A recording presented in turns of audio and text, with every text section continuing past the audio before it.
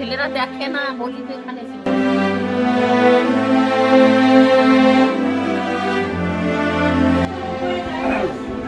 33 কোটি দেবতা আছেন, তার থেকে বড় ভগবান হচ্ছে বাবার মা।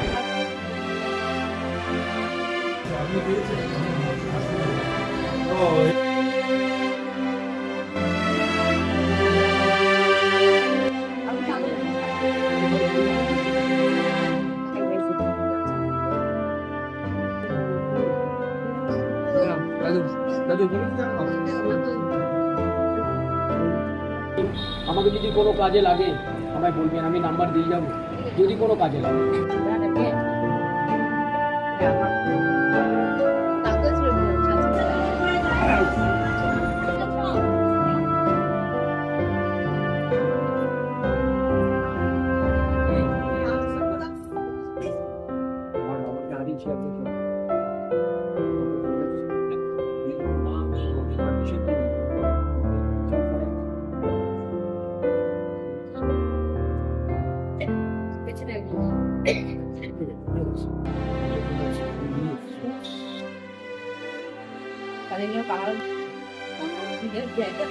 আপনার কোথায় বাড়ি?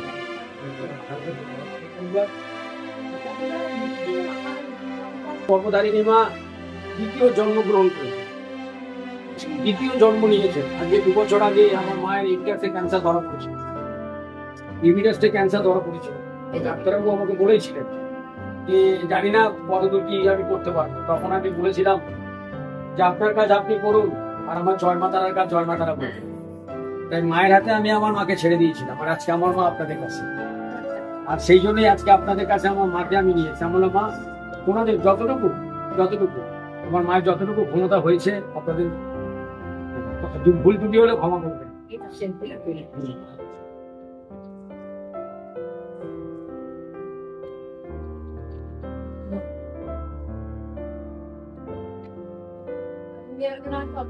আচ্ছা, রুমে একজন অসুস্থ।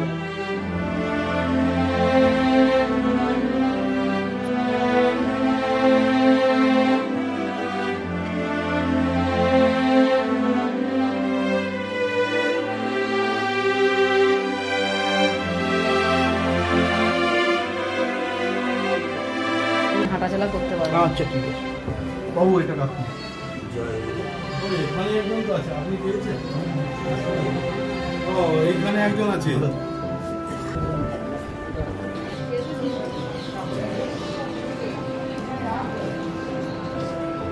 জয় মা তারা, জয় গুরু বামদেব, জয় মা ভবতারী। আজকে কিন্তু আমরা তারাপীঠের মন্দিরে আরো এক মন্দিরে, আরেকটা মন্দির, যে মন্দির আমার বলতে বলার পাচ্ছি, আমার সত্যিকার আমার ভীষণ কষ্ট লাগছে। আমি মন থেকে বলছি, আমি আমার মা আছেন, মাঠে জড়িয়ে ধরে বলছি, আমার ভীষণ কষ্ট লাগছে। আজকের দিনে দাঁড়িয়ে আমি অনেক কথা বলতাম যে বৃদ্ধাশ্রম, আজকে বৃদ্ধাশ্রম কেন? বৃদ্ধাশ্রম শুধু হতে পারে যাদের কোনো সন্তান থাকে না, যাদের কোনো পরিবার থাকে না, তাদের জন্য দরকার বৃদ্ধাশ্রম। আর যাদের ছেলে মেয়েরা থাকে, যাদের পরিবার থাকে, তাদের জন্য কিন্তু বৃদ্ধাশ্রম দরকার হয়। সেই বৃদ্ধাশ্রমের দরকার হয় না শুধুমাত্র একমাত্রই পারে তাদের পরিবারের জন্য। আর এই পরিবারই যদি পারেন তার বাবা মাকে তার পাশে রাখবেন, তার বাবা মাকে সাথে রাখবেন। কারণ বাবা মাই হচ্ছে পরম ভগবান। যত 33 কোটি দেবতা আছেন, তার থেকে বড় ভগবান হচ্ছে বাবার মা। এই দেখুন, আমার মা আছেন, আমার মা আজকে এই বৃদ্ধাশ্রম বলতে আমার সত্যি আমার কিন্তু বোধ হয় শান্তি নিবাস।